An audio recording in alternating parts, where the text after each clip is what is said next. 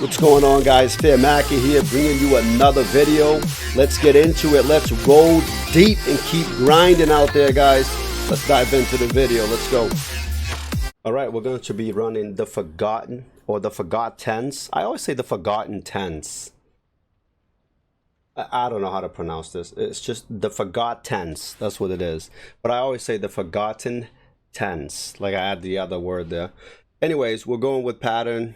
Modifiers material pattern 66. I want a chance at the crystallization catalyst blueprint when we do the bosses. Here are the affixes that we rolled with: sprint, commander movement speed, sprint -10, max HP, commander defense, and that is it. All right, let's get into the dungeon. Let's see where we can get a Glay super senses. I believe I already have that. This dungeon here, from what I remember, the last boss, the lightning damage on him is insane. And not having sprint is not going to be easy getting out of that. This was one of the first dungeons we farmed. I want to say like the third day that we got into hard mode. Anyway, same usual suspect. Gregory's verse fate to for the mountain condition on the reactor. Slayer set with MP recovery and combat. Alright, and obviously my cracked out Enduring Legacy, which is the gun we'll be using 90% of the time. And last run we went with regenerative break-in. It worked out really well with the mana regen, 17% proc chance. With the Slayer, 17% proc chance when they're towed becomes like a 34% chance to get mana back. So that really worked out. We did drop the Firearm Master, which is not really that big of a deal for dungeons. But that's what we're doing for the run. So let's get into the build. Into the dungeon, I mean. I keep saying build because I keep putting builds together for multiple different classes. Currently I'm working on Freyna. So it's on my mind, but I am taking a break right now to do these dungeon runs just to keep the series going. But then I got to get back to grinding Freyna. I think I've catalysed her 3 or 4 times already. And people always ask in the video, how do you level so fast, etc. What do you do? I just do waves, guys. Waves to me is by far the biggest how I make most of my money, and I also get free catalysts, etc. because I get the Modifiers materials, and then I'll go and just smash the bosses when I have some time, or normal single player, and just one-shot them to get catalyst patterns, etc. But the amount of void fragments and the mark of arrest that you get, which is 100,000 free gold, and the high mark value for 1 million, they drop fairly often. Not the high mark, but the mark of arrest. And I'm not the guy that likes to farm, you know, do the bunny farm over and over and over and over again, which is definitely a lot more gold per hour. I like to do multiple things at once. So I'm getting the Morpheus materials, I'm getting the high mark, I'm getting proficiency on my weapon. I get to test out different mods as I'm doing the waves.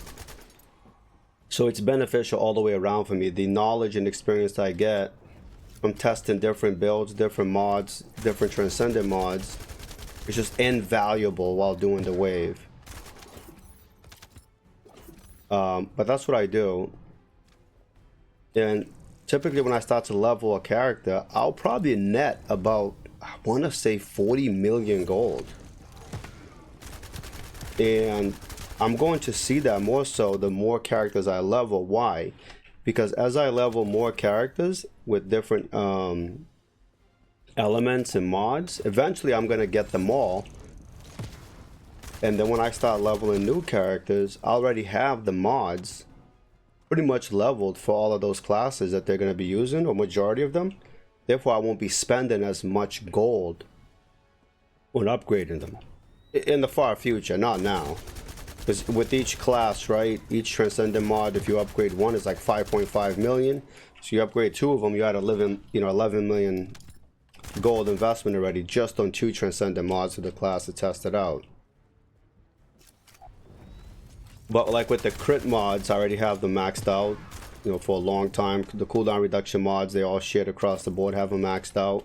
One thing I'm doing also with my builds is I'm leveling other mods, not to max, like to level 1 or 2. One, because I don't want to dismantle the duplicates of the crit mods and cooldown mods, because when I'm building a character and putting them together, they don't have that much mod capacity slot, right? So you can't fit in a 16 module crit item on a character. So having a crit module that only has like 7 capacity or 8 capacity, you know, allows you to min-max the character while you're leveling it. So I'm doing that a lot. You're gonna see a lot of my builds, and even I'm coming to realize even on my in-game builds, I'm using the mods that I'm fully capped out just to get the extra stat that I want, be it cooldown, be it toughness, be it, you know, mana cost reduction.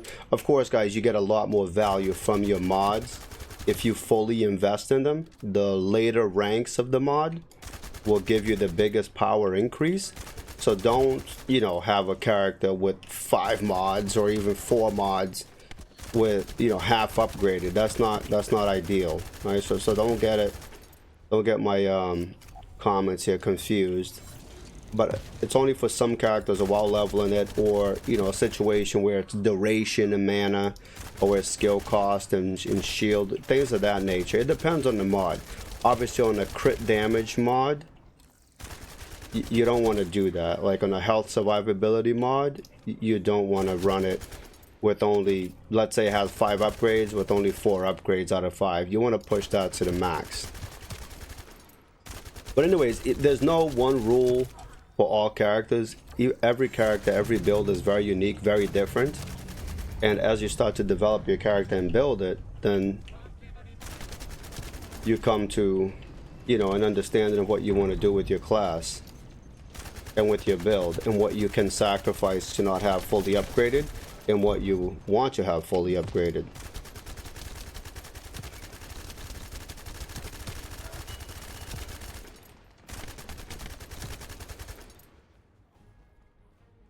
Gotta reload, and there is a material that dropped there.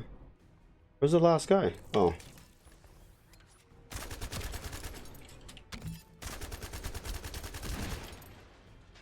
I believe in multiplayer as well. This area here might have multiple elites where you can get additional resources.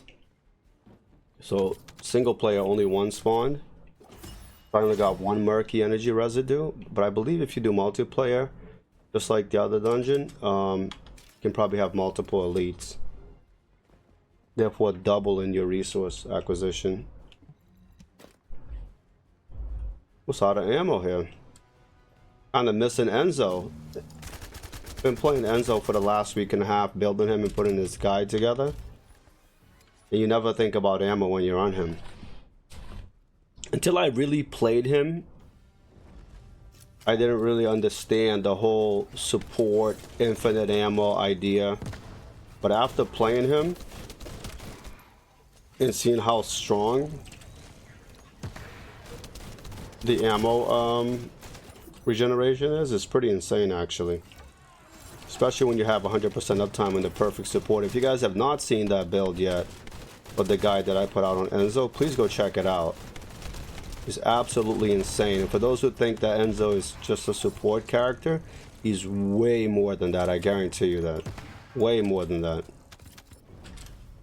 I believe every character in this game, every Descendant in this game, can play multiple roles. It can be support, not all of them, right? But the ones that do have support capabilities, I believe that all of them can also play a DPS role. Which I love the devs' design idea that, yeah, you can support with the class, with mods, etc., and with their skills, but you can also build yourself extremely viable for DPS, which makes support really fun, right? Because not everybody just wants to sit back and just support and not be able to dish out damage. But in this game, or at least with Enzo, you can do all of it. You can support him, deal more damage than probably the other guys. depending on how you build him, especially with the Enduring Legacy build.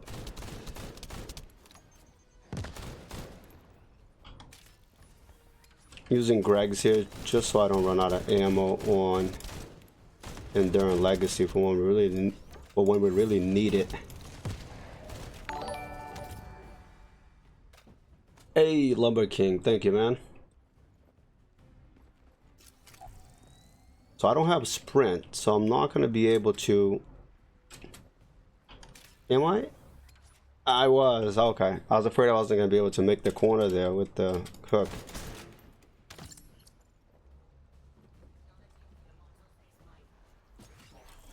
Do you see them? Oh, it procced. Either Toad or Regenerative Break and proc there and gave me mana back. So this is the second dungeon I'm running with it on. So far it's pretty good.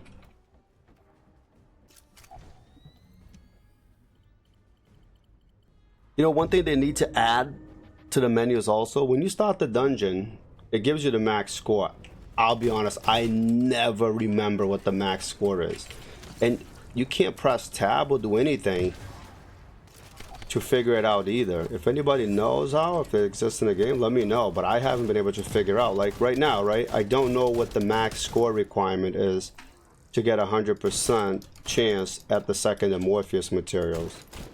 What the devs should do is change the UI on the right where it says score to have a second tab at the bottom or next to it showing, you know, 34,000 out of 50,000 for the 100, right? Or, you know, 34,000 at the top and 100% you need 40,000. Whatever it is, any indicator, just show you what the required score is to get the guaranteed Modifiers material.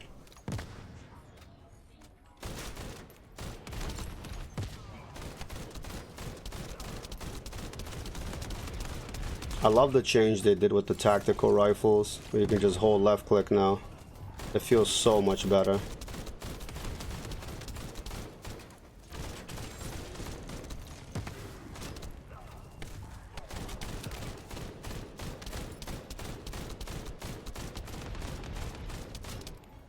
The Greg's Reverse Fate ability looks really cool when it procs.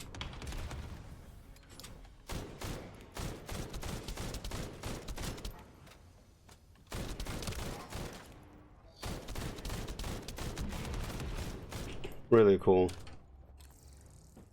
Alright, I think we pop our ultimate here. Yeah. I'm gonna pop it.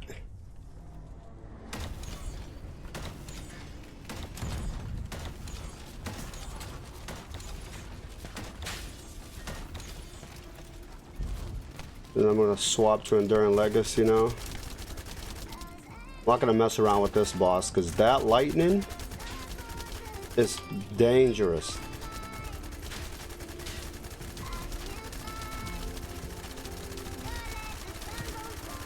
Good.